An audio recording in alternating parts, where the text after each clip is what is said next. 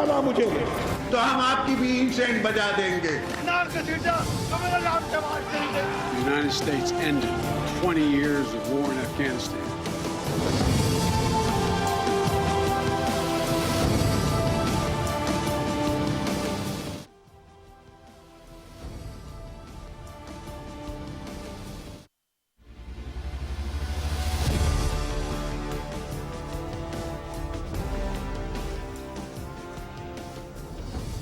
जी अस्सलाम वालेकुम। आज से 3 दिन के बाद नए साल का आगाज़ हो जाएगा। नई सियासत होगी, नया साल होगा, नई सियासत होगी, सियासत के नए नए पैंतरे होंगे, नए नए दावपेच आजमाए जाएंगे, मामलात पुराने होंगे, सियासतदान भी पुराने होंगे, अवाम भी पुराने होंगे, हुक्मरान भी पुराने होंगे, हुकूमत पता नहीं कि पुरानी होगी कि नहीं होगी, नए साल में क्या होने जा रहा है, किस तरह से होने जा रहा है, सियासत कहाँ पे खड़ी होगी, पीडीएम कहाँ पे खड़ी होगी। मामलात इस वक्त गवर्नेंस के हुकूमत चलाने के बहुत बुरे तरीके से आगे बढ़ रहे हैं। मईशत की इंतहाई नाजुक सूरत हाल है। डिफ़ॉल्ट का ख़तरा तो बहरहाल पाकिस्तान को नहीं है, लेकिन मईशत कोई बहुत हौसला अफजा, कोई बहुत प्रॉमिसिंग सिचुएशन पे, बहुत प्रॉमिसिंग कंडीशन पे इस वक्त नहीं है। महंगाई, फूड इन्फ्लेशन किसी तौर भी फेडरल गवर्नमेंट के कंट्रोल में नहीं आ रही। दहशतगर्दी दोबारा से सर उठा चुकी है।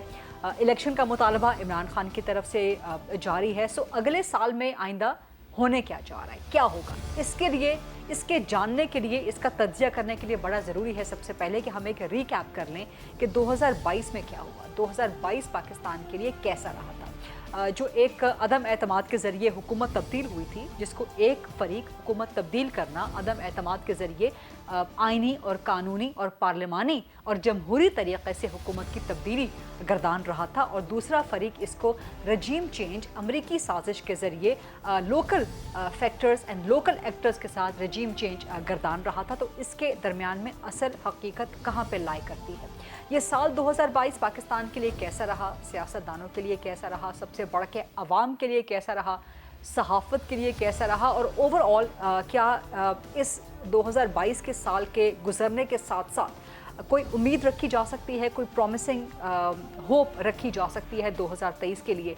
सो इन चीज़ों पे आज हम ज़रा प्रोग्राम में बात करेंगे। सियासत पर तो हमेशा ही आज भी प्रोग्राम सियासी मामलात के हवाले से तो है, लेकिन हार्ड कोर सियासत पे, क्योंकि बिल्कुल साल का एंड हो रहा है तो मामलात ज़रा हल्के फुल्के ठंडे हो चुके हैं। लग रहा है कि तमाम लोग एक वेकेशंस की, हॉलीडेज़ की, न्यू ईयर के मोड में आ चुके हैं। तो हम भी ज़रा हल्के फुल्के अंदाज में सियासत के हवाले से, सहाफ़त के हवाले से आज के प्रोग्राम में डिस्कस करेंगे कि 2022 जो साल गुजर रहा है ये कैसा रहा, 2023 किस तरह का हो सकता है, क्या इमरान खान का जल्द इलेक्शन का मुतालबा पूरा हो सकता है, क्या मामलात गवर्नेंस के, हुकूमत के, पीडीएम के कंट्रोल में आ सकते हैं, क्या अगले साल भी एस्टैब्लिशमेंट न्यूट्रल रहेगी, और एस्टैब्लिशमेंट के ताल्लुकात सियासतदानों के साथ, सियासी जमातों के साथ कैसे रह सकते हैं। तो ये बड़े इंटरेस्टिंग मामलात हैं जिन पे आज हम प्रोग्राम में बात करेंगे, और इस पर बात करने के लिए और तज्जिया लेने के लिए गुज़श्ता साल का और आइंदा साल का हमने बड़े ज़बरदस्त मेहमानों को आज दावत दे रखी है। प्रोग्राम में सीनियर सहाफ़ी भी हैं, तज्जियाकार भी हैं, दानिश्वर हैं। सबसे पहले मज़हर अब्बास साहब मेरे साथ मौजूद हैं, सीनियर सहाफ़ी तज्जियाकार हैं। नज़ीर लखारी साहब सीनियर सहाफ़ी तज्जियाकार, इरशाद आरिफ साहब सीनियर सहाफ़ी और तज्जियाकार, और मुशर्रफ ज़ैदी साहब सीनियर तज्जियाकार हैं और दानिश्वर हैं। मज़हर अब्बास साहब आपके पास सबसे पहले आऊँगी। 2022 ओवरऑल मजमूई तौर पे आपको पाकिस्तान के लिए किस तरह से लगता है, कैसा गुजरा हुआ साल, जो कि अब गुजर रहा है, सिर्फ 3 दिन बाकी रह गए हैं, कैसा लगा आपको ये साल पाकिस्तान के लिए सियासत के एतबार से, जो ख़ास तौर पे अदम एतमाद मार्च अप्रैल का सबसे बड़ा इवेंट, क्या उससे पाकिस्तान के लिए बेहतरी हुई या पाकिस्तान खुदा न खास्ता मज़ीद तनज़्ज़ुली की तरफ गया? शुक्रिया गरीदा। मेरा ख्याल है गैर मुस्तहकम रहा, अगर एक लफ्ज़ मैं इस्तेमाल करूं, कि हर शोबे में आप जो है वो कहीं हमें इस्तेकाम नज़र नहीं आ रहा। अच्छा। और अगर हम सियासी नुक्ते नज़र से देखें और इवन अदरवाइज भी देखें, एक अनसर्टनिटी जो है वो प्रिवेल कर रही है, और जाहिर है अदम एतमाद की तहरीक के सिलसिले में जो भी मूव हुई उसके नतीजे में इस्तेकाम नहीं आया, और मज़ीद सूरत हाल ख़राब होती चली गई। ना माशी तौर पे चीज़ें जो है कहीं ठहराव नज़र आता है, ना सियासी तौर पे ठहराव नज़र आता है। इवन अगर हम मीडिया के हवाले से भी देखें تو مجھے لگتا یہ ہے کہ میڈیا کے سامنے بہت بڑا چیلنج اب پرنٹ میڈیا کا آ رہا ہے اور اس کو ایڈریس نہیں کیا جا رہا. ہم جو ہمارے میڈیا سٹیک ہولڈرز ہیں وہ بیٹھ کے اس کو ایڈریس نہیں کر رہے کہ پرنٹ میڈیا کے چیلنج کو دنیا نے ایڈریس کیا ہے کہ پرنٹ میڈیا کو, اور اگر آپ نے پڑوسی ملک میں دیکھیں تو پرنٹ میڈیا کی صورتحال بہتر ہوئی ہے, خراب نہیں ہوئی ہے. ہمارے یہاں جو ہے چیزیں, اور ایون ادروائز بھی میڈیا کے ایتھکس کے حوالے سے بہت سے سوالات اٹھ رہے ہیں جو کہ غلط نہیں ہیں. میڈیا کے حوالے سے صحافیوں کے کوئی 6 صحافیوں کا قتل ہوا, ارشد شریف کا قتل بہت زیادہ ہائی پروفائل مرڈر ہے, اس کا کوئی ابھی تک ہمیں اینڈ نظر نہیں آ رہا کہ کیا ہوگا. تو اگر ہم دیکھیں تو ہر شعبے میں ہمیں لگتا ہے کہ چیزیں جو ہے بہتری کے بجائے خرابی کی طرف گئی ہیں. تو اس صورتحال کو مد نظر رکھتے ہوئے آپ سمجھتے ہیں مظہر عباس صاحب کے جو عدم اعتماد کی تحریک تھی اس کی ضرورت تھی؟ نہیں, میں تو پہلے دن سے میرا خیال ہے کہ جو بنایا گیا اور جو اب جواز پیش کیا جا رہا ہے کہ ہم نے سیاست داؤں پہ لگائی اور ریاست کو بچا لیا, اب ریاست تو ابھی بھی اسی طریقے سے صورتحال, تو کہیں بہتری تو نہیں آتی ہمیں. تو میرا خیال ہے غلط موو تھی اور اس پر 2 رائے ہو سکتی ہیں, لیکن اگر یہ کنٹینیوٹی رہتی سچویشن میں تو پولیٹیکلی چیزیں شاید بہتری کی طرف جاتی ہیں. کسی گورنمنٹ کا کسی اپوزیشن کے خلاف کارروائی کرنا جو ہے وہ غلط ہو سکتا ہے, لیکن اس سے پورا اوور آل سسٹم جو ہے نا وہ نہیں ڈیریل ہوتا. تو میرا خیال ہے اس پہ 2 رائے ہو سکتی ہیں, لیکن اگر وہ موو نہ ہوتی اور اس گورنمنٹ کو, پچھلی گورنمنٹ کو اپنا ٹینیور پورا کرنے دیا جاتا تو ہمیں کنٹینیوٹی نظر آتی, سسٹم کی کنٹینیوٹی رہتی, اور اس کے نتیجے میں اگلے سال جو ہے وہ الیکشنز چاہے مارچ میں ہوتے, اکتوبر میں ہوتے, جب بھی الیکشنز ہوتے. لیکن اگر وہ کنٹینیوٹی رہتی تو پھر بہت سے دیگر معاملات, بہت سے دیگر اپوائنٹمنٹس, صورتحال یکسر مختلف ہو سکتی تھی. پھر تو ہم ایک all together different 360 degree parallel situation کی بات کر رہے ہیں. مشرف زیدی صاحب, 2022 آپ کو کیسا لگ رہا؟ 3 دن رہ گئے ہیں باقی اس سال کے رہنے میں, لیکن اوور آل مجموعی اعتبار سے خاص طور پہ جو ٹپنگ پوائنٹ تھا تحریک عدم اعتماد کا, کیا آپ کو لگتا ہے کہ that was a right positive move? دیکھیں, اس کا تحریک عدم اعتماد میری نظر میں اتنی اہم نہیں تھی جتنی کچھ اور چیزیں 2022 میں تھیں. ہمیں یہ لگا, ہم سب یہیں تھے, مظہر بھائی بھی یہیں تھے, باقی بہت بڑے بڑے نام جو ہیں اس وقت ہمارے ساتھ بھی ہیں. آپ کو یاد ہوگا ہم نے 2008, 9, 10 کیسے گزارا تھا. تقریباً ہر دن دعائیں پڑھتے ہوئے اور فاتحہ پڑھتے ہوئے جو ہے ہم گزارتے تھے. ہر جمعے کو بم دھماکہ. 2011 تو بالکل عروج تھا اس کا, اور 2011 میں سلیم شہزاد ایک صحافی تھے, ان کو شہید کیا گیا. پھر 2014 میں جون میں کراچی ایئرپورٹ پہ حملہ ہوا, پھر ضرب عضب شروع ہوا, پھر دسمبر میں APS کا اٹیک ہوا, اور پھر تقریباً 6-7 مہینے بالکل ملک منظم ہو گیا. اور ہم نے ایک جو پوری دنیا میں کسی ملک نے وہ جنگ جیتی نہیں تھی, وہ پاکستان نے وہ جنگ جو ہے وہ لڑی اور جیت کے دکھائی. اور وہ پاکستان نے تو کم لڑی, وہ اس عوام نے لڑی جن کے علاقوں میں یہ مسئلہ زیادہ تھا, اور وہ ہماری مسلح افواج کے جو جوان ہیں اور جو افسران ہیں انہوں نے لڑی. اور ہمیں ایک لٹرلی ایک نت نیا ملک جو ہے وہ اس میں سے نکال کے ہمیں دیا. ہمیں یہ لگا 2015, 16, 17 میں ہونا یہ چاہیے تھا کہ اس آزادی کا فائدہ اٹھاتے ہوئے ہم ملک کو بڑھاتے آگے. ہمارے صحافیوں کے لیے کم آزادی کے بجائے زیادہ آزادی ہوتی, یہی مقصد ہوتا ہے جنگ جیتنے کا. جنگ لڑتی ہی آزادی کے لیے قومیں اور افواج. لیکن 2022 میں ہم نے پھر شہادت دیکھی ارشد شریف کی, اور ہم نے TTP کے حملے اور جو دہشت گرد گروہ ہیں بلوچستان میں ان کے حملوں میں عروج جو ہے دیکھا. اب یہ حالت ہے کہ پچھلے 10-15 دن میں روزانہ متعدد اٹیکس ہو رہے ہیں, اور ہمارے جوان پھر سے یک بعد دیگرے شہید کیے جا رہے ہیں. ایک اگر امید کی کرن مجھے نظر آئی تو وہ کل کی ایک تصویر ہے جس میں جنرل عاصم منیر اور جنرل ساحر شمشاد کندھا دے رہے ہیں. کیپٹن فرید میرے خیال ہے کیپٹن فہد اس شہید کا جو ہے اس کو کندھا دے رہے ہیں. کم از کم ٹاپ لیول پہ یہ ذمہ داری لی جا رہی ہے کہ وہ جو جسم شہداء کا ہے، ان کی جو میموری ہے، ان کے جو کام ہے، وہ اتنی اہمیت کا حامل ہے کہ آرمی چیف اور جوائنٹ چیفز جو ہیں وہ سب کچھ چھوڑ کے اور کندھا دیں. لیکن مجھے لگتا ہے کہ یہ کندھا ہر سپاہی، ہر جوان کے لیے، صرف افسروں کے لیے، سب کے لیے ہونا چاہیے. اور اس میں صرف فوجی نہیں، اس میں سویلین بھی ہونے چاہیے، اس میں آپ اور مجھے بھی ہونا چاہیے. یہ بات الگ چھوڑ کے کہ شہید ارشد شریف کے اس پہ سب نہیں تھے، لیکن اس کو متنازع بنایا گیا. اس کی شہادت کو کیوں بنایا گیا؟ کیونکہ فوکس جو ہے وہ اس پہ ہے، یہ جو ووٹ آف نو کانفیڈنس تھا، اور اس پہ جو سیاسی، دیکھیں آپ کا میرا سیاسی ویو پوائنٹ فرق ہو سکتا ہے، لیکن آپ بھی پاکستانی ہیں، میں بھی پاکستانی ہوں. آپ کی آواز کی آزادی جو ہے وہ میری آزادی کا ایک ذریعہ ہے. جسٹ لائک میرے جو جوان ہیں، کپتان ہیں، میجر ہیں، ان کی جو لڑائی ہے، جو جہاد ہے، وہ میرے لیے آزادی کا ذریعہ ہے. تو ان چیزوں میں نہیں سمجھتا اتنا تضاد ہے. اور جو عمل جو 2008 9 10 11 میں ہم دیکھ رہے تھے، جس سمت میں ہمارا ملک جا رہا تھا، ہونا یہ چاہیے تھا کہ ہم واپس آ گئے تھے. اور اب اچھے وقت کا ٹائم تھا پاکستان میں، لیکن مجھے یہ لگ رہا ہے ہم واپس 2010 11 میں چلے گئے. غلطی کہاں پہ ہوئی؟ آپ مجھے بتائیں یہ سلسلہ جو ہے یہ کیسے ہوا کہ وہ لوگ جو ان کے کندھے پہ بیٹھ کے آئے تھے فوج کے، وہ انہی کو گالیاں دینا شروع ہو گئے. تو اس میں ذمہ دار کس کو ہم؟ آپ اسٹیبلشمنٹ کی پالیسیز کو ہی ذمہ دار تھے. 100% مکمل ذمہ داری جو آج دہشت گردی بھی ہو رہی ہے اس کا نہیں. دیکھیں دہشت گردی کی ذمہ داری دہشت گردوں پہ، لیکن حالات ایسے ہموار کیوں ہوئے؟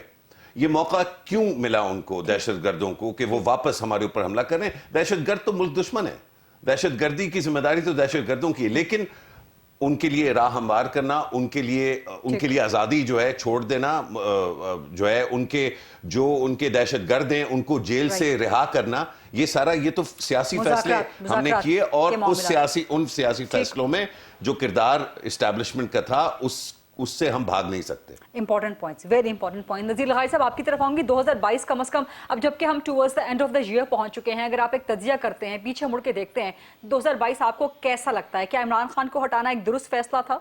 بہت شکریہ غریدہ. یہ سوال اب تاریخ کے حوالے ہو گیا ہے کہ عمران خان کو ہٹانا درست تھا یا غلط تھا، لیکن ہٹانے کے بعد جو کچھ ہو رہا ہے یا ہوتا رہا ہے وہ بہت غلط تھا. عمران خان کی اپنی کارکردگی 2018 2019 2020 2021 میں آپ دیکھیں گی تو آپ کو لگے گا کہ پاکستان بدترین حالات کا شکار ہوا ہے. اور ایسے بدترین حالات تھے کہ لوگوں نے چیخنا شروع کر دیا تھا کہ ہم کہاں پھنس گئے ہیں، کس بلا کے ہاتھ میں آ گئے ہیں اور کس مصیبت میں پھنس گئے ہیں. جب یہ فیصلہ کیا گیا کہ ان کو ہٹانا ہے تو اس وقت جو ہٹانے کے لیے جا رہے تھے ان کے پاس اپنا ہوم ورک کیا تھا. ان کو معلوم تھا کہ روس یوکرین پر حملہ کر چکا ہے. ان کو معلوم تھا کہ 2 بڑے کرائسس سر اٹھا رہے ہیں، ایک انرجی کا اور دوسرا خوراک کا. انہوں نے اس بات کا اندازہ لگایا تھا کہ اپنی اکنامی کس جگہ پر کھڑی ہوئی ہے. انہوں نے یہ سوچا تھا کہ یہ ہم سے سنبھالا جائے گا یا نہیں سنبھالا جائے گا. یہ دعویٰ یہ کر رہے ہیں کہ ہم نے ریاست کو بچانے کے لیے سیاست کی قربانی دی، تو نہ تو ریاست کو وہ اس سطح پر بچا سکے اور نہ ہی وہ سیاست، اپنی سیاست بھی ڈبو دی انہوں نے. یعنی یہ تو ہو گیا کہ انہوں نے اپنی سیاست کو جو ہے وہ داؤ پر لگایا، اور داؤ پر لگانے کے بعد اس اسپیس کو جو ہے وہ اپنے لیے محدود کیا. سر وزیر اعظم، سوری ٹو کٹ یو، لیکن ایک سپلیمنٹری بیچ میں ایک کوٹ ڈال دوں. وزیر اعظم شہباز شریف تو کہہ رہے ہیں کہ جی ہمیں پتہ ہی نہیں تھا، ہمیں تو حکومت لینے کے بعد پتہ چلا کہ معیشت اور گورننس کی اتنی بری صورتحال ہے. یہی عمران خان نے کہا دوسرے تیسرے سال میں کہ مجھے تو پتہ ہی نہیں تھا کہ حالات اتنے خراب ہیں. میں یہ کہتا ہوں کہ یہ جواز جو ہے وہ میں سمجھتا ہوں کہ شہباز شریف صاحب اچھے خاصے پڑھے لکھے اور بڑے علم رکھنے والے ہیں، اور ان کا یہ جواز جو ہے وہ مانا نہیں جائے گا. اور اگر ہم بہت اچھا سوچ کر بھی کہیں کہ جناب یہ جواز تو تھا، لیکن اگر یہ کہتا ہے کہ جی مجھے معلوم ہی نہیں تھا کہ اس کنویں میں پانی ہے ہی نہیں، اگر کوئی یہ کہتا ہے کہ مجھے معلوم نہیں تھا کہ یہ گودام خالی پڑا ہوا ہے، اگر یہ کوئی کہتا ہے کہ مجھے پتہ نہیں ہے کہ انڈس جو بہہ رہا ہے اس کے اندر پانی کا نکاس کتنا ہے، اگر یہ کہتا ہے کوئی کہ جناب علی یہ مصیبتیں سامنے ہیں اور مجھے پتہ نہیں تھا، تو میرے خیال میں یہ اس کا جواز نہیں بنتا ہے. صحیح بات. اور یہ بہت کمزور ایکسکیوز ہے जो जनाब शहबाज शरीफ साहब की तरफ दिया गया है। सर गिवन दैट कि नून लीग व्हाइट पेपर शाया कर रही थी हुकूमत में आने से पहले और रोजाना प्रेस कॉन्फ्रेंसेस करती थी और बड़े बड़े सेमिनार्स करती थी मईशत की हालत के ऊपर, मिफ्ता इस्माइल खुद होस्ट करते थे ऐसे सेमिनार्स और प्रेस कॉन्फ्रेंसेस। जी बिल्कुल, मैं यही अर्ज कर रहा हूं, मगर एक बहुत बड़ी मगर ये है कि अगर ये ना आते तब भी पाकिस्तान ने इसी तरफ जाना आता है जिस तरफ वो जा रहा है इस वक्त। अच्छा। और उनके पास इतनी अहलियत नहीं थी और अब भी कोई नई अहलियत पैदा नहीं हो गई है कि अगर वो दोबारा आए और पाकिस्तान के मसाइल को हल करें। अगर खुदा न खास्ता इंटेंशनली कह रहा हूं क्योंकि मैं उनके अप्रोच के खिलाफ हूं और मैं ये समझता हूं, मैं अपने यानी शौरी तौर पर सोच समझ कर मैं उसका इख्तलाफ कर रहा हूं कि उनके पास कोई इस्तात कार नहीं है कि वो पाकिस्तान को आकर ठीक कर सके। वो तो सो रहे होते थे, उनको पता चलता था कि डॉलर की कीमत बढ़ गई है।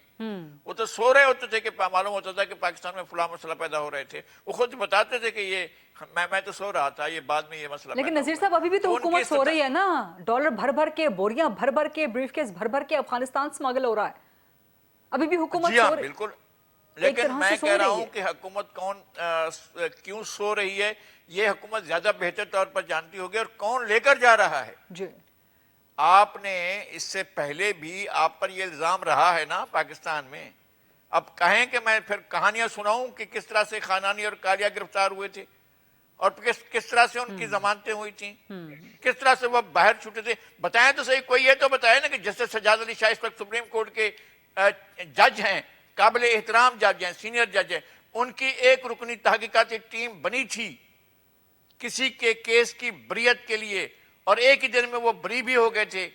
तो बताएंगे किसने बरी कराया था उनको और किस तरह से वो बरी हुए थे और किस तरह से वो चले गए थे। ये कहानियां हैं पाकिस्तान की जो किसी ना किसी दिन लोगों के सामने आएंगी और पता चलेगा। चीफ जस्टिस ने कमेटी बनाई थी और एक रुकनी वो जो तहकीकाती कमेटी थी वो जस्टिस सज्जाद अली शाह साहब पर मुश्तमिल थी और उसने आज तक रिपोर्ट नहीं दी है कि पैसा किस तरह से जो है वो कहाँ जा रहा था, किस तरह से डॉलर किस तरफ शिफ्ट हो रहा था और क्यों ये सब कुछ हुआ था और क्यों फलां की जमानत हो गई थी, क्यों फलां को ब्री किया था। ये सारी चीजें हैं रिकॉर्ड पर। अब ये चीजें खुलेंगी, कभी ना कभी तो खुलेंगी ना कोई तो खोलेगा ना कि किस तरह से डील हुई, कौन किस तरह से गया था, किसको। वकीलों को फीस दी जा चुकी थी, नाम ले रहा हूं मैं, सही। जस्टिस अपना रशीद रिजवी साहब को फीस दी जा चुकी थी किसी के बेल के लिए और बाद में मालूम हुआ कि नहीं आप छोड़े, आप रहने दें इसको, हम नीचे इसका मसला हल कर रहे हैं और हो गया था वो मसला हल। बिल्कुल सही। बहुत सी चीजें हैं पाकिस्तान, हमारी जुबानें बंद है ना भाई।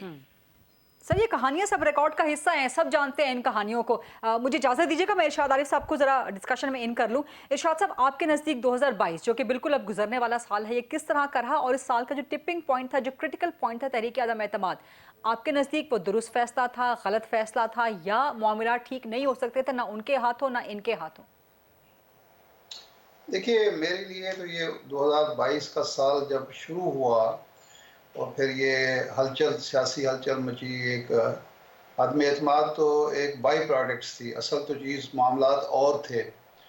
वो मेरे लिए हैरान कौन था, फिर वो परेशान कौन हुआ और अब मायूस कौन है सारा प्रोसेस। देखें 2022 जब आगाज़ होता है तो हमारे पास ज़र मुबादला के ज़खायर थे सरकारी 17 अरब डॉलर, ओवरऑल कमर्शियल बैंकों की मिला के 23 अरब डॉलर।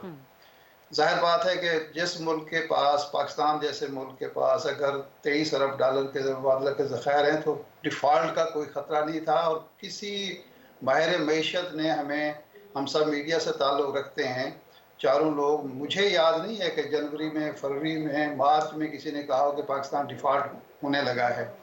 ये कॉन्स्पिरेसी थी, मैं पाकिस्तान के ख़िलाफ़ कॉन्स्पिरेसी इसको करार दूंगा। एक शख्स अपनी मुद्दत मुलाजमत में तोसी के लिए और चंद अशख़ास अपने करप्शन के मुकदमात से निजात हासिल करने के लिए एक कॉन्स्पिरेसी का हिस्सा बने और उसमें अफ़गानिस्तान में जो कुछ हुआ था उसके नतायज की बुनियाद पर कुछ बाहर की ताकतें भी होंगी और पाकिस्तान को गैर मुस्तहकम करना था, मुझे इसमें कोई शक नहीं है।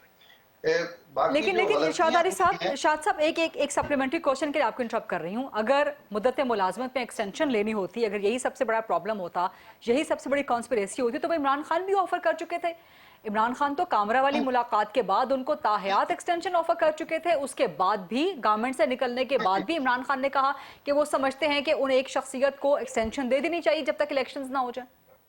نہیں، صرف ایشو یہ نہیں تھا، ایک پورا ایک پلان تھا جس میں ایکسٹینشن، ایک بندے کی ضرورت ایکسٹینشن تھی، باہر کی جو فورسز تھیں ان کے مقاصد کچھ اور تھے جو اب پورے ہونے جا رہے ہیں۔ مجھے یہ جو دہشت گردی کی نئی لہر آئی ہے یہ کوئی لوکل فینامنا نہیں ہے، اس کو آپ دیکھیں کہ نتائج آپ اس کے کیا نکلتے ہیں، کیا ہمیں اڈے دینے پڑتے ہیں، کیا ہم افغانستان کے ساتھ ایک نئی جنگ میں الجھتے ہیں۔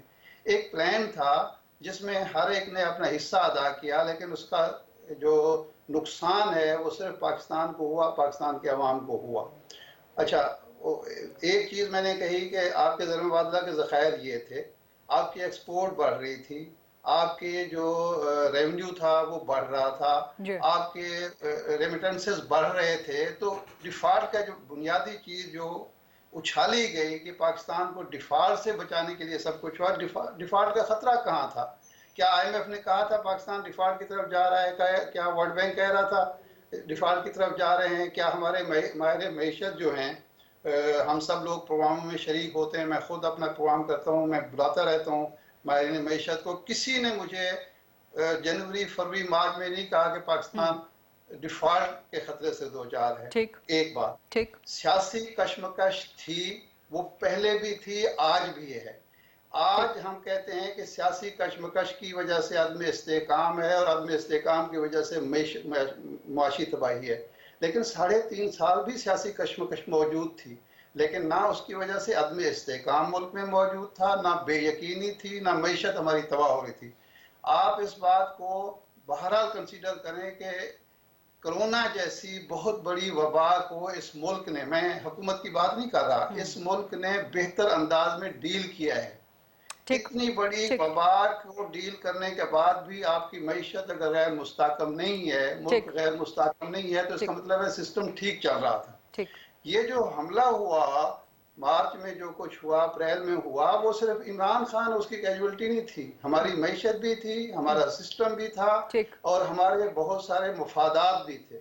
آج ہم جو رونا رو رہے ہیں وہ اسی بنیاد پر ہے، اور وہ جو 9 اپریل کا واقعہ ہے اس نے ہماری چولیں ہلا دی ہیں۔ ہم معاشی طور پر کہاں کھڑے ہیں، سفارتی طور پر کہاں کھڑے ہیں۔ حالت یہ ہے، آپ مجھ سے بہتر جانتے ہیں کہ ہم چین کے پاس جاتے ہیں، وہ کہتے ہیں آئی ایم ایف کے پاس جاؤ، ہم سعودی عرب کے پاس جاتے ہیں، وہ کہتے ہیں آئی ایم ایف کے پاس جاؤ، ہم آئی ایم ایف کے پاس جاتے ہیں، وہ کہتے ہیں ہماری شرائط پوری نہیں کر پا رہے، اور اگر شرائط پوری کرتے ہیں تو اس سے زیادہ تباہی نظر آئی۔ 800 ارب روپے کے مزید ٹیکس لگانا ہمارے لیے مشکل ہے۔ ہماری رپورٹ ہمارے ارشاد صاحب، آپ نے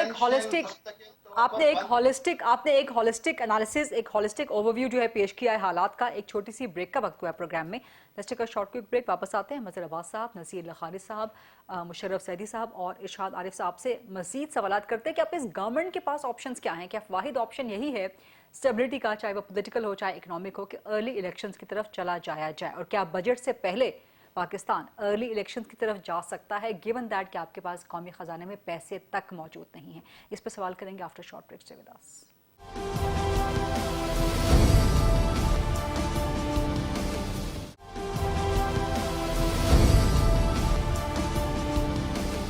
جی welcome back after the break. Mazhar Abbas صاحب، اس وقت تمام پینل کی متفقہ رائے یہ ہے کہ معیشت کی حالت کوئی بہت اچھی نہیں ہے، اور میں آپ سب سے ایگری کرتی ہوں۔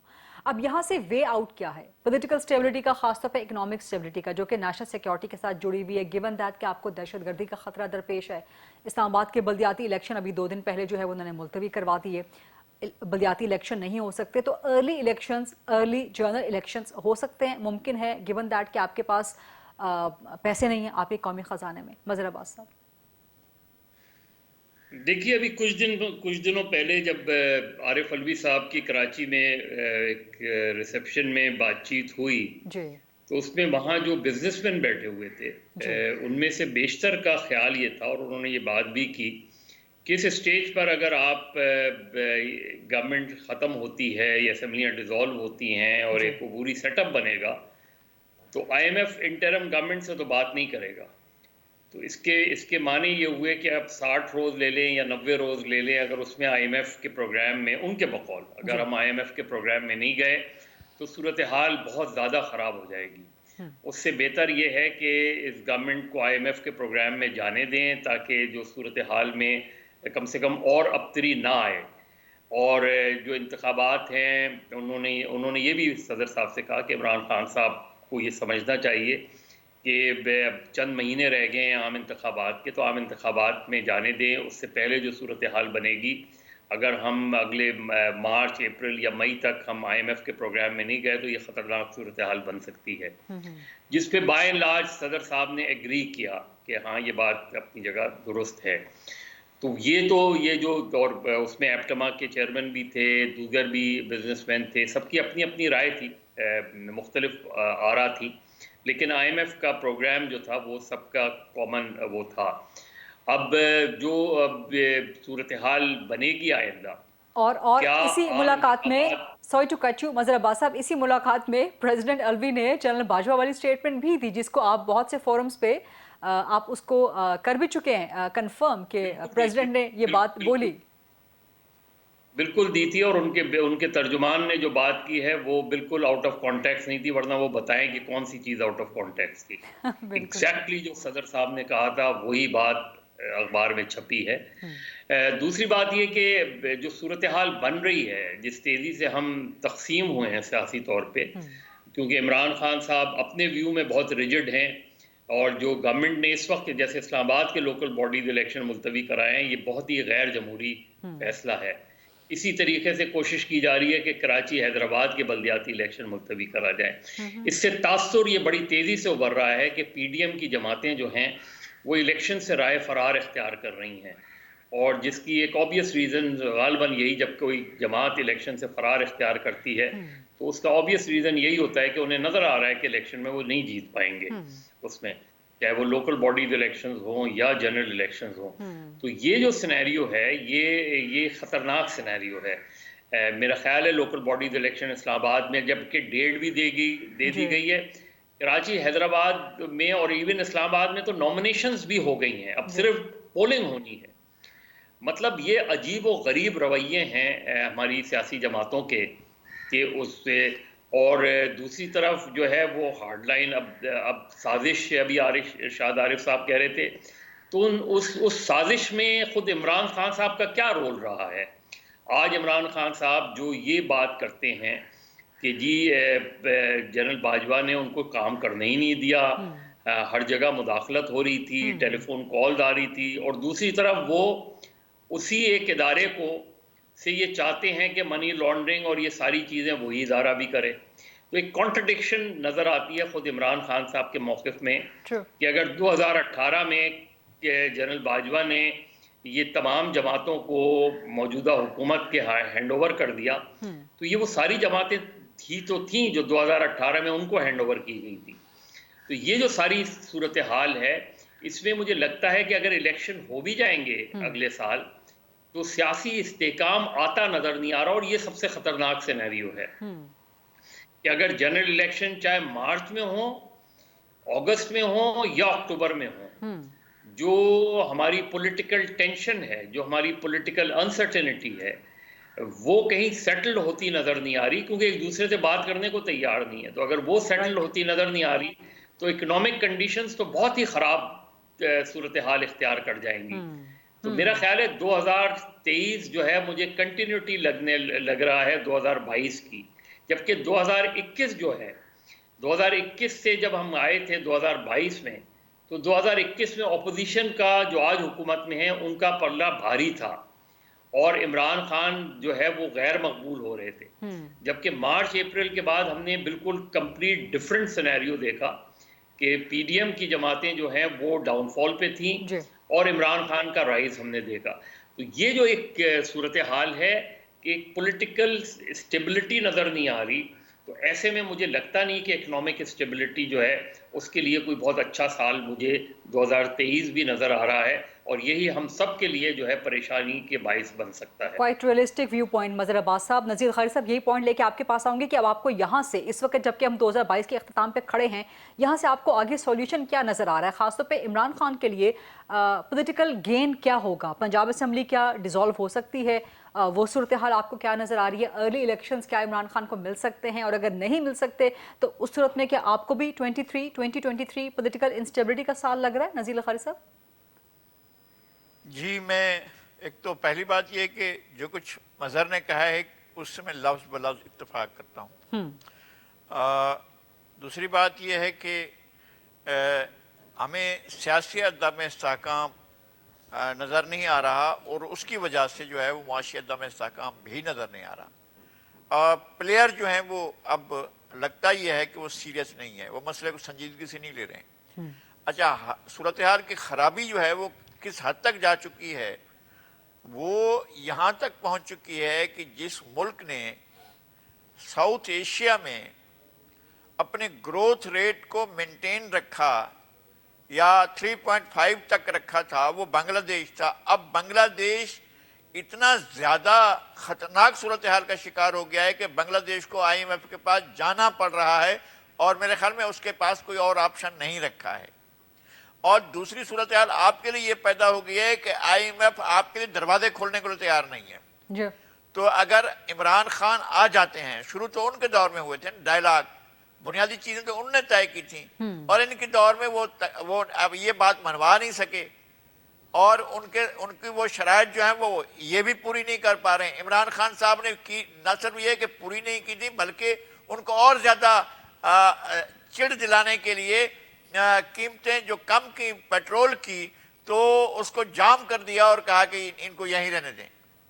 اس لیے کہ یہ لوگ انہیں یہ معلوم تھا کہ یہ آ جائیں گے اور اس کے بعد جو ہے وہ اس ملک کو بھگتنا ہوگا, تو انہوں نے ملک کے بھگتنے کے لیے چھوڑا. یہ بھی اب چیزیں جو ہے ملک کے بھگتنے کے لیے چھوڑ رہے ہیں کہ آگے جا کر ملک بھگتے گا. میرے خیال میں 2023 ہمارے لیے ایک ایسے بحران کا سال آ رہا ہے جو ہمیں بہت زیادہ ہمارے لیے نقصانات ہو سکتے ہیں, حادثات ہو سکتے ہیں, خدا نہ خواستہ بڑے واقعات ہو سکتے ہیں. ہمیں نہیں سمجھ میں آتا ہے کہ اس صورتحال سے اگر یہ مل بھی جائیں, اگر یہ ایک ٹیبل پر بیٹھ بھی جائیں, جو اس وقت ناممکن نظر آتا ہے, ممکن ہی نہیں ہے کہ متحارب سیاسی گروہ ایک میز پر آ کر بیٹھیں. اگر بیٹھ بھی جائیں تب بھی ان کے پاس سولوشن نہیں ہوگا.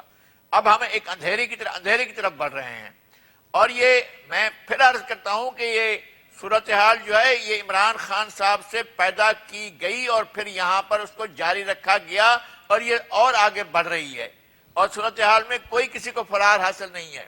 ہو جائیں الیکشن کل اور لے لیں یہ اپنا میجورٹی جناب عمران خان صاحب, آ کر بنا لیں حکومت, اور پھر اپنے آپ کو استحکام میں لے کر آئیں اور کوئی معجزہ بنائیں. وہ ہندی والے آج کل لفظ استعمال کر رہے ہیں چمتکار, وہ بنا کر دکھائیں کہ پھر پتہ چلے کہ یہ معیشت کو سنبھال رہے ہیں.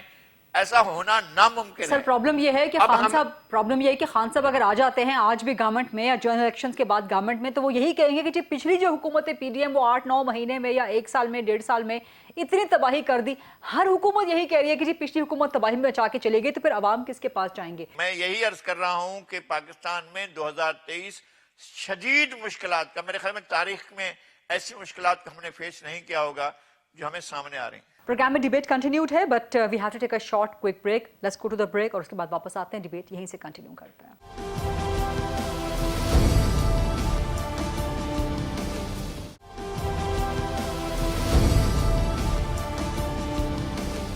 جی welcome back after the break. Musharraf صاحب, آپ کو 2023 اب یہاں سے what's the middle ground, solution کیا ہے یہاں سے؟ ایک تو پولیٹیکل سولوشن کی بات کر رہی ہوں, کیا عمران خان کے لیے کوئی پولیٹیکل گین ہو سکتا ہے؟ PDM کے لیے, گورنمنٹ کے لیے یہاں سے کوئی سروائیول ہو سکتا ہے؟ اور اسٹیبلشمنٹ, آپ کو لگ رہا ہے کہ اگلے سال بھی نیوٹرل رہ سکتے ہیں یا رہیں گے؟ ایک تو اسٹیبلشمنٹ 2022 میں نیوٹرل نہیں تھی, اور یہ کہنا جو ہے میں مذاقہ خیز سمجھتا ہوں کہ اسٹیبلشمنٹ نیوٹرل تھی یا ہے یا ہو جائے گی. اس ملک میں اسٹیبلشمنٹ نیوٹرل کبھی بھی نہیں رہی, نہ تھوڑے عرصے کے لیے بھی نہیں رہی, اور نہ مجھے ہوتی نظر آ رہی ہے. ہاں, جو نظر آ رہا ہے وہ یہ کہ ایک سے ایک احمقانہ قسم کی تجاویز جو ہیں وہ منظر عام پہ آئیں گی.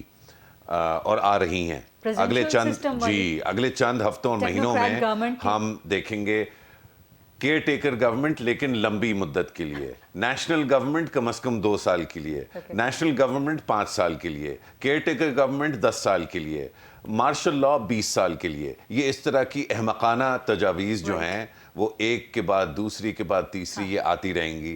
یہ ثبوت ہے، کبھی مٹیریلائز نہیں ہوتی. نہیں، مٹیریلائز تو ماشاءاللہ 3 دفعہ ہو چکی ہیں، اور چوتھی دفعہ 2018 میں ہوئی تھی.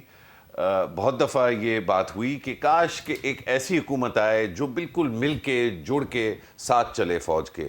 وہ 2018 میں ہم نے وہ بھی دیکھ لیا. 1999 میں ہم نے جو ماڈرن انلائٹنڈ ماڈریشن والے لبرل والے تھے وہ بھی دیکھ لیے. اس سے پہلے ہم نے نماز روزہ اور متقی قسم کے جنرل صاحب تھے، وہ 1980s میں ہم نے دیکھ لیے. اس سے پہلے ہم نے ایک مکسچر تھا جس میں اسلام بھی تھا اور وہ سوئمنگ پول میں جو ہے وہ چھلانگے بھی جو ہے وہ مارتے تھے، وہ والے وہ بھی دیکھ لیا. ہر طرح کی جو ایکسپیریمنٹ پاکستان کے ساتھ کی جا سکتی ہے وہ کی جا چکی ہے. کئی لیبارٹریز ہیں دنیا میں کئی لیبارٹریز ہیں جو پاکستان کو دیکھ کے اشش کرتی ہیں کہ کاش ہمیں یہ آزادی محسوس ہوتی، ہمیں یہ آزادی حاصل ہوتی. تو یہ کہنا کہ جی یہ آئیڈیاز آتے رہتے ہیں اور یہ معنی خیز نہیں ہے، یہ بہت معنی خیز ہیں. اور یہ 100% جو ہے اس پر بہت سارے ٹیکنوکریٹس ان ویٹنگ جو ہے وہ اس پہ بہت محنت کر رہے ہیں کہ یہ ہو جائے تاکہ ان کو موقع ملے ملک کو بچانے کا. یقیناً بائی دی وے یقیناً سب اچھی نیت سے کرتے ہیں. دیکھیں بیوقوف آدمی بھی اچھی نیت رکھ سکتا ہے نا، نامعقول بے وقوف نااہل انسان اگر کوئی ہو لیکن اس کی نیت اچھی ہو تو اچھی نیت والے تو بہت پہلے بھی آئے اور ابھی بھی ہیں. کیپیسٹی کا مسئلہ ہوتا ہے اصل میں تو بنیادی طور پہ جتنی دفعہ گھوم پھر کے آپ آئیں، جب تک آپ اس ملک کے آئین کو اگنور کریں گے، جب تک اس ملک کے پارلیمان کو آپ وہ عزت نہیں دیں گے جس کا وہ مستحق ہے، صرف اس لیے کیونکہ پاکستانی عوام کے چناؤ کی بنیاد پر لوگ بیٹھتے ہیں. اس وقت آئینی ہوئی ہے نا، عدم اعتماد تو آئینی ہوئی، پارلیمانی ہوئی، پارلیمان کے اندر عدم اعتماد کسی نے مارشل لا لگا کے تو حکومت نہیں گرائی نا. نہیں، لیکن عدم اعتماد کے لانے کے لیے جن صاحب کی آشیرواد کا انتظار تھا 2018 سے، کیونکہ وہ آشیرواد عمران خان کو حاصل تھا 2016 17 18 19 20 تک 21 تک، اکتوبر 2021 تک آشیرواد ان کے ساتھ. عمران خان سے پیچھے ہٹ گئی، عمران خان سے پیچھے ہٹ گئی اور کسی اور کے پیچھے آ گئی. دیکھیے اس میں میں سمجھتا ہوں کہ اس میں ہم کنفیوژن یہ ڈیبیٹیبل ہے، لیکن خان کے پیچھے سے ہٹ گئی تو جب ہٹ گئی تو گورنمنٹ گر گئی. چلیں ایک چیز تو ڈیبیٹیبل نہیں ہے جو دوسرے ساتھیوں نے بھی فرمایا اور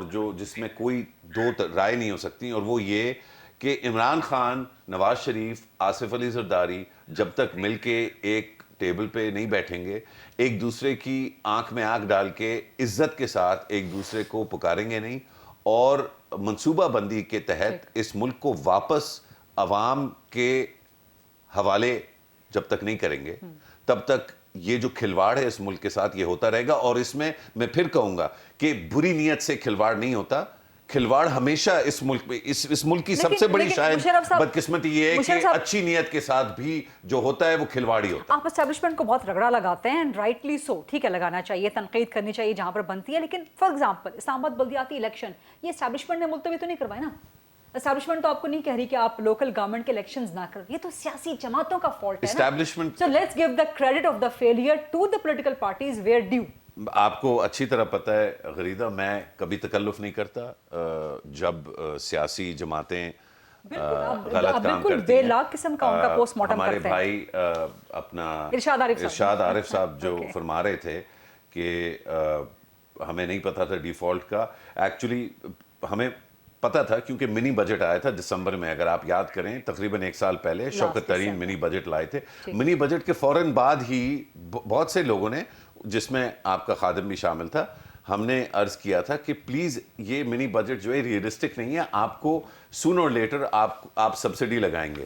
اس کے 4 ہفتے بعد سبسڈی لگا دی. اس سبسڈی کی وجہ سے ڈیفالٹ کا خدشہ جو ہے وہ بڑھا, اور جب نئی حکومت آئی اور اس نے بجائے فوراً سبسڈی ہٹانے کے اس نے 6 ہفتے لگائے, تو اس وقت ہم نے اس حکومت کی بھی تنقید کی. ڈار صاحب نے جو آ کے آنکھیں دکھانا شروع کر دی آئی ایم ایف کو, اور مطلب بڑبڑانا شروع کر دیا, مطلب کس بیسس پہ آپ تھریٹ کر رہے ہیں آئی ایم ایف کو؟ آپ کے پاس اپنے بل پے کرنے کا جو ہے پیسہ نہیں ہے, آپ کو ہر صورت میں آئی ایم ایف کی اگلی قسط جو ہے وہ چاہیے, اور آپ جو ہے بڑبڑا رہے ہیں اور ان کو آنکھیں دکھا رہے ہیں. کیا پروو کر رہے ہیں کس کو؟ I think that statement was for the domestic consumption, given that کہ مارکیٹ کو ایک کانفیڈنس ملے. لیکن مارکیٹ میں کئی لوگ بیٹھے ہیں جو آئی ایم ایف کی جو اردو میں جو چیزیں ہوتی ہیں وہ ٹرانسلیٹ کر کے آئی ایم ایف والوں کو بھی, اب دنیا اتنی چھوٹی ہو گئی ہے کہ اتنے کوئی نامعقول یا بے وقوف آئی ایم ایف میں نہیں بیٹھے ہوئے کہ ان کو پتہ نہیں چلے گا. بڑی سمپل بات ہے. اگر آج ڈیفالٹ کی, میں جلدی سے بات مکمل کر لوں کیونکہ یہ بات بڑی اہم ہے. یہ ڈیفالٹ کی جو بات ہو رہی ہے, اور یقیناً پاکستان اس سمت میں جا رہا ہے جہاں ڈیفالٹ ہو سکتا ہے, ہوگا نہیں انشاءاللہ لیکن ہو سکتا ہے. تو وہ ذمہ داری اگر لسٹ بنائیں تو اسحاق ڈار اس میں ذمہ دار ہوں گے, مفتاح اسماعیل اس میں ذمہ دار ہوں گے, شوکت ترین اس میں ذمہ دار ہوں گے, حفیظ شیخ اس میں ذمہ دار ہوں گے, کیونکہ یہ سب کے سب جو ہیں انہوں نے تواتر کے ساتھ, تسلسل کے ساتھ غلط فیصلے اور غلط بیانات کا جو ہے سہارا لیا. That's the point. ارشاد عارف صاحب آپ کی طرف آؤں گی. سر اس کو سم اپ کیجیے گا پوری ڈیبیٹ کو. 2023 آپ کو کس طرح کا نظر آ رہا ہے؟ پولیٹیکل گین عمران خان کے لیے, پی ڈی ایم کے لیے کیا ہو سکتے ہیں؟ ارلی الیکشنز ہو سکتے ہیں, نہیں ہو سکتے, اور اگر نہیں ہوتے تو ان دیٹ کیس آپ کو پولیٹیکل انسرٹنٹی کی وجہ سے پاکستان کہاں کھڑا ہوا نظر آ رہا ہے؟ ارشاد صاحب. پوری جمہوری دنیا میں جب بھی کوئی حکومت ڈیلیور نہ کر رہی ہو تو ہمیشہ اس کا آلٹرنیٹو جو سلیوشن ہوتا ہے وہ الیکشن ہوتے ہیں, نمبر 1. ٹھیک.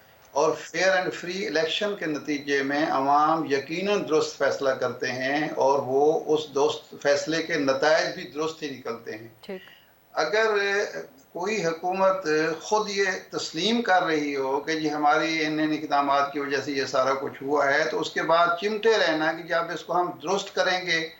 دیکھیں, کوئی حکومت 5 سال پورے کرتی ہے وہ ڈیلیور نہیں کر پاتی. وہ کہتے ہیں جی یہ غلطیاں ہو گئی ہیں, اب ہم اگلے 5 سال ہمیں ہر صورت بیٹھنا ہے کیونکہ ہم نے ان کو درست کر کے اپنا جو نقصان سیاسی ہے وہ ہم نے اٹھانا ہے, تو اس لیے آپ اجازت دے دیں گے کہ اچھا اگلے 5 سال بھی بیٹھے رہیں, الیکشن نہ کرائیں. دیکھیں, الیکشن کی ضرورت اس لیے اس وقت ہے کہ معاملات چل نہیں پا رہے, اور عوام جو ہیں موجودہ سسٹم کو, جمہوری سسٹم یا موجودہ حکومت کو اپنے زور پر آئی ہوئی حکومت تسلیم کرنے کے لیے تیار نہیں ہیں. اور یہ الیکشن کے نتائج جو ضمنی الیکشن ہیں وہ ہم دیکھ چکے ہیں. آپ الیکشن میں جائیں, عوام کو موقع دیں کہ وہ اپنے بہتر نمائندوں کا انتخاب کریں. آپ عوام پر اعتماد کر کے دیکھیں, یقیناً جو بھی حکومت آئے گی عوام کا اعتماد لے کر وہ معاملات کو درست ضرور کرے گی, اور یہی مسئلے کا حل ہے. اور اسی صورت میں ہم 23 سے امیدیں وابستہ کر سکتے ہیں, نامید ہونے کی ضرورت نہیں ہے. میرا خیال ہے کہ الیکشن خواہ مارچ میں ہوں, خواہ مئی میں ہوں, خواہ اکتوبر میں ہوں, اگر فیئر اینڈ فری الیکشن قوم کو دیے گئے تو میرا خیال ہے ہم ان مسائل پر جلد یا بدیر قابو پا لیں گے. لیکن اگر اس کو روکا گیا تو پھر ہمارے لیے مسائل بڑھ جائیں گے, کم نہیں. رائٹ. اسی نوٹ پہ پروگرام کلوز کرنا چاہوں گی. ارشاد عارف صاحب, مشرف زیدی صاحب, نذیر القاری صاحب اینڈ مظہر عباس صاحب, بہت بہت شکریہ آپ سب کے وقت کا. یہ تھا آج کا programme. I'll see you tomorrow inshallah at 8 o'clock. اللہ حافظ.